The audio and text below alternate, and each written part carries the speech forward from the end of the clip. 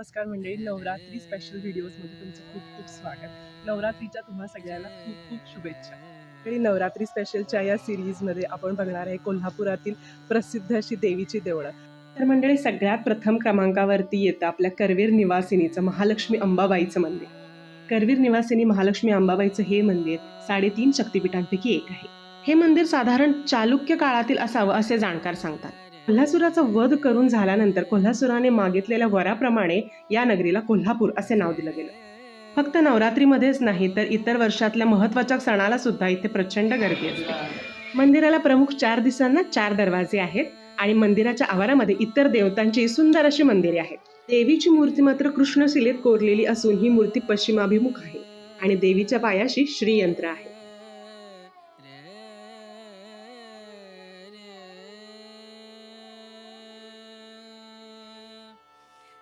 लक्ष्मी अंबाबाईचं दर्शन झाल्यानंतर आपण आलेलो आहे कात्यायनीच्या मंदिरामध्ये, जे की कोल्हापुरातलं अतिशय प्रसिद्ध आणि स्वयंभू असं मंदिर आहे. चला बघूयात हे मंदिर कसं आहे.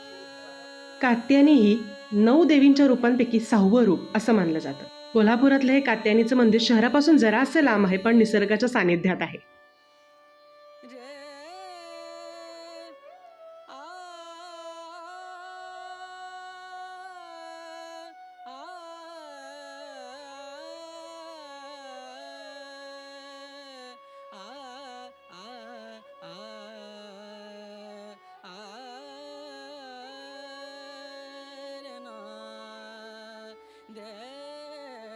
मंडळी, या मंदिराचा इतिहास आपण समजून घेऊयातच, पण त्याआधी देवीचे दर्शन घेऊयात.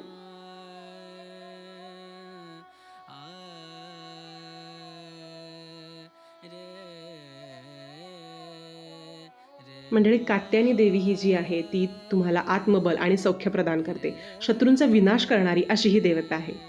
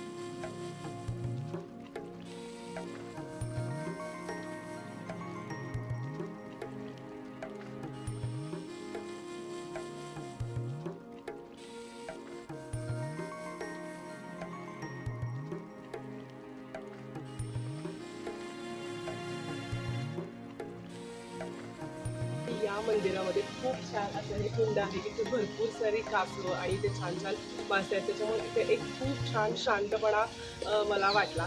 खूप मस्त वाटतं इथे. म्हणजे मला माहिती असलेली इथली आख्यायिका अशी आहे, कात्यायनी देवी जेव्हा कोल्हासुराला मारायला इथे आली त्यावेळेला कोल्हासुराची जी रक्तबीजं होती त्याच्यातून नवीन नवीन राक्षस उत्पन्न होत होते आणि देवीला त्या राक्षसाला मारायला खूप जड जात होतं. त्याच्यामुळेच देवीने एका अमृतकुंडाचं निर्माण केलं, ज्याच्यामुळे ती रक्तबीजं जमिनीवर न सांडता अमृतकुंडामध्ये सांडली आणि नवीन राक्षस उत्पन्न होणार नाही.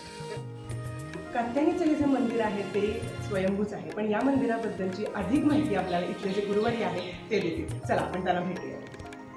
नमस्कार, कांचन गुरु पुजारी वरवाडा. कात्यायनीचं महत्त्व भरपूर आहे.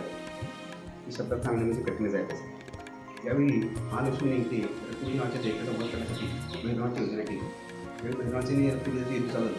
जसे युद्ध तसे त्याचे रक्ताचे पडे तिचे दैत्य तयार होते आणि ते भैरवाची युद्धात भैरवाला यश प्राप्त होतो.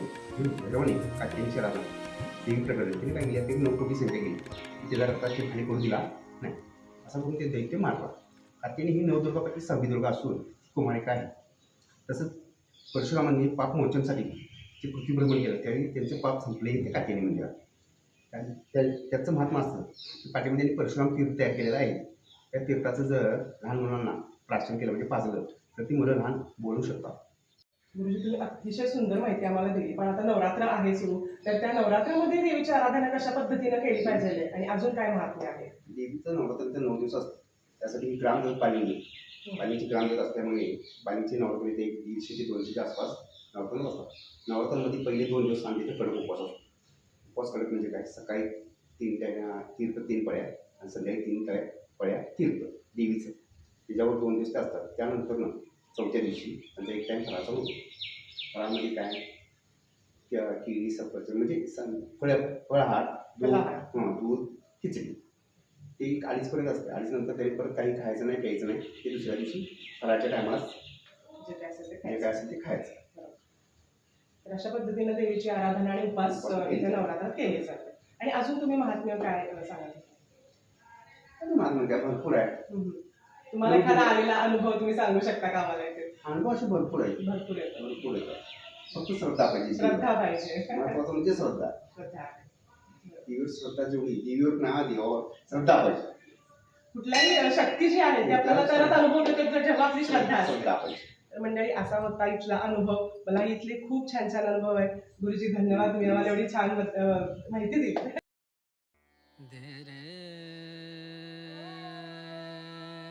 देवीनं भैरवासाठी जे रक्तबीज सांडू नयेत म्हणून जे कुंड निर्माण केलेलं ते हेच आहे. आणि त्याला अमृतकुंड असंही म्हणलं जातं. तर अशी आहे कात्यायनी देवीची आख्यायिका. तुम्हाला कसं वाटलं? इथे तुम्ही कधी आलायत का? ते मला कमेंट बॉक्समध्ये नक्की सांगा.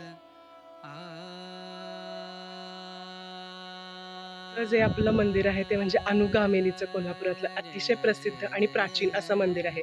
त्याच्याबद्दलच्या हिस्ट्रीबद्दल बोलूयातच, पण इथे तुम्ही नक्की दर्शनाला या आणि खूप खूप मस्त अशा इथे पॉझिटिव्ह वाईब्स आहेत.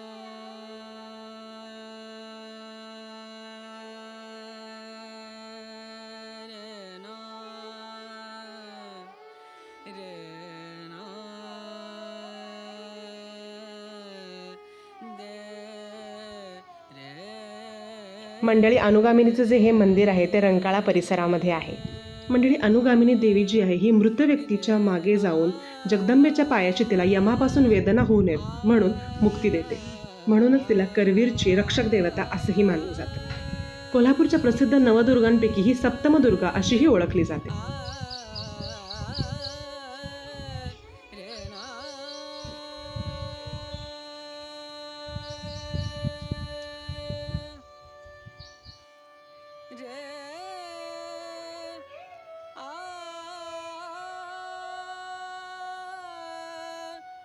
छोटंसं दिसत असलं तरी इथलं जे महात्म्य आहे कोल्हापूरच्या इतिहासामध्ये ते अनन्यसाधारण आहे.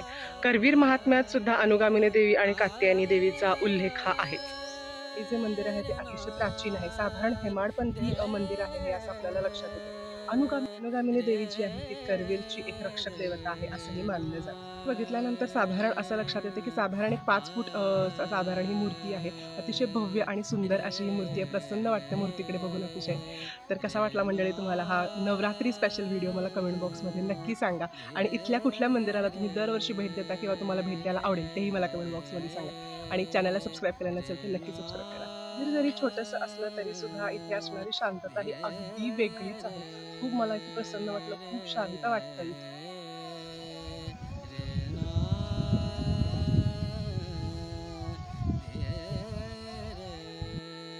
कोल्हापुरातलं अजून एक प्रसिद्ध देवीचं मंदिर ते म्हणजे आहे भवानी मातेचं भवानी मंडपातलं मंदिर. भवानी मातेचं हे मंदिर अतिशय सुंदर आहेच, पण आजही इथे नवरात्रामध्ये पालखी आरती मोठ्या उत्साहात केली जाते. भवानी माता ही धैर्य आणि शौर्याचं प्रतीक मानली जाते. हे मंदिरही अतिशय सुंदर आहे. भवानी मंडपातच आहे.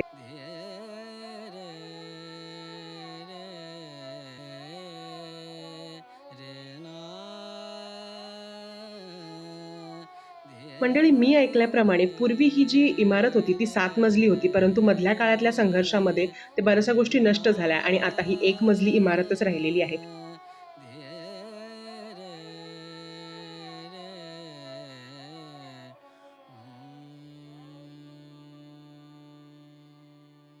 वाटला व्हिडिओ मला कमेंट बॉक्समध्ये सांगा आणि चॅनलला अजून सबस्क्राईब केलं नसेल तर नक्की सबस्क्राईब करा. Thanks for watching.